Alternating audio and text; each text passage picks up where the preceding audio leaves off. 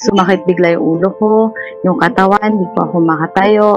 And then, hanggang sa pag-uwi po, hindi pa rin okay yung pakiramdam ko po. Nampalala yung sakit ko, tapos hanggang sa nagkaroon ako ng ubo. Tapos, dumating po sa point na nawala na din yung pang-amot ko.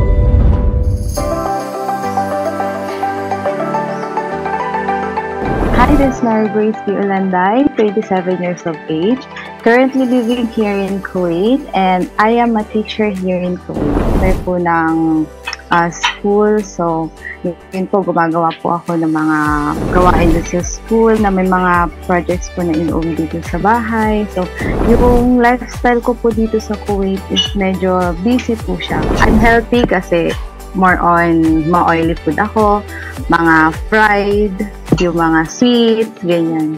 Last year po, October 27, 2023, I was diagnosed po with severe sinusitis. Bigla po akong nagkasakit ng sobra doon sa school. Until yung time po na yun, hindi po ako makatayo. So, ang ginawa lang po doon is, nakahiga lang po ako doon sa may clinic. Hindi ko po alam kung ano nangyari kasi sumakit bigla yung ulo ko, yung katawan, hindi po ako makatayo. Parang binaliwala ko lang po siya kasi akala ko normal lang kasi nga po yung sa weather dito sa Kuwait. Ininda ko po siya ng siguro ganun kalala na until 3 days. Palala po ng palala yung sakit ko, tapos hanggang sa nagkaroon na ako ng ubo. Tapos dumating po sa point na nawala na din yung pang-amoy ko. Sabi ko magpapa-doctor na po ako. A day before po ako pumunta sa clinic na yon, nag-discharge po ako ng mucus with blood. Kausap ko yung doktor, sabi niya kailangan na magpa-laboratory. So after ng laboratory test po, doon po lumabas na severe sinusitis na po pala yung diagnose po sa akin. Meron kasi isang sobrang laking warts na lumabas po sa paa ko. Pag naglalakad po ako, masakit na siya. Mas palaki po siya ng palaki hanggang yung isa po, dumami siya ng dumami. So, as a teacher po, more on walking po kami. Lalo yung mga tinuturuan ko po is mga preschool po siya. Mga bata pa po. So, kailangan lakad dito, lakad doon. Batayin mo yung bata dito. Halos naiiyak na po ako kasi grabe pag naiaapak niyo po siya. Sobrang sakit po niya na halos hindi ka talaga makalakad.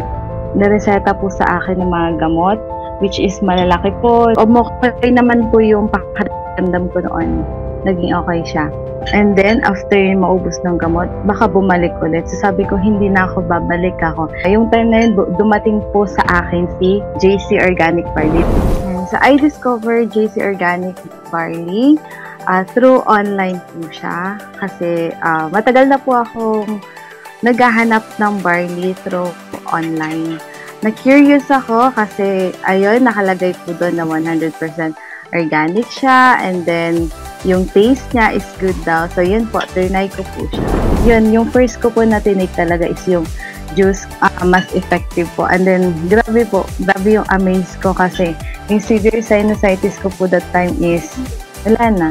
Hindi lang niya napagaling yung severe sinusitis ko, kundi pati na din po yung warts sa mga paa ko. Nakaka-amaze lang kasi gumamit na po ako ng mga pantanggal ng warts dito sa Kuwait na nabibili, pati na din yung sabi po nila na susunugin daw, ganon. So, trinay ko kasi wala na po eh. Kasi sa Pinas po, nagtitake po kasi talaga ako ng mga herbals, like yung mga labundi, mga oregano, ganyan po. So, pinitiga po. Yung lasa po is grabe, yung ang pait niya. Tapos, so yun po, pinatikin po ako ng barley ng friend ko. Parang ganun din po yung lasa na parang hindi mo siya kayang i-take, ganun po. So, nung inin ko po yung barley kasi sabi ko, kailangan ko na to i-take. Kahit na ganito yung itsura. So, grabe, na-amaze din ako at nagulat dun sa lasa niya kasi ang tamis po niya, ang sarap po niya. Hindi siya gaya ng ibang barley. I will recommend this JC Organic Barley juice po doon sa mga friend ko, especially po sa family ko. Totoo po pala yung sinasabi nila na miracle barley po siya, na superfood po siya. And using this JC Organic Barley, grabe yung effect niya. Mapapaboost yung energy mo, yung stress ka, hindi ka magmumukhang stress, yung pagod mo parang wala. So having a healthy lifestyle po is very important po sa ating lahat, lalo na sa mga nag-work kagaya ko, para po makaiwas tayo sa sakit. Kasi grabe, mahirap magkasakit pag may trabaho ka, lalo na sa atin na mga OFW. Mahirap magkasakit po kasi wala yung pamilya natin na dito sa abroad na tutulong sa atin kung may sakit ka. Kailangan mong magkaroon ng healthy lifestyle, kailangan mong alagaan yung sarili mo, and umiwas po sa sakit. Hi, I am Mary Grace Leonanday and I choose JC.